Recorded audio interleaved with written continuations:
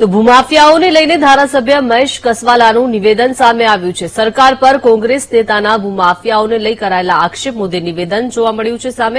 તો કોંગ્રેસ નેતાઓએ કરેલા તમામ આક્ષેપો પાયાવિહોણા છે। રાજ્યની મહેસૂલી પ્રક્રિયા ખૂબ લાંબી પ્રક્રિયા છે તેવું જણાવવામાં આવ્યું છે। આ સાથે જ જણાવ્યું છે કે વિવિધ પ્રક્રિયામાં થતી ગેરરીતિ આવે તો સરકાર તેની સામે એક્શન લેશે।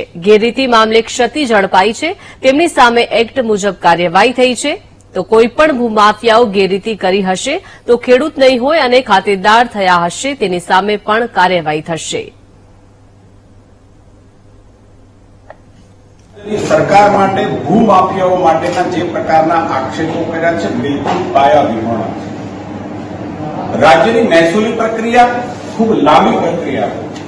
જમીન લેવેચની અંદર જમીન લેવેચ, ટાઇટલ, દસ્તાવેજ, એન્ટ્રી અને એન્ટ્રી પછી એની આ એક આખી લેન્ડિંગ પ્રક્રિયાઓ છે ને રાજ્ય સરકાર પાસે આ વિવિધ તબક્કાઓમાં જ્યાં રાજ્ય સરકારના તલાટીથી લઈ અને કલેક્ટર સુધીના જે અહેવાલો આવતા હોય છે એ તપાસનો રિપોર્ટ આવતો હોય છે, એમાં જ્યાં પણ કોઈ ગેરરીતિ સરકારની નજરમાં આવે ત્યાં સરકાર બિલકુલ એની સામે એક્શન લેતી હોય છે, કડક પગલાં લેતી હોય છે।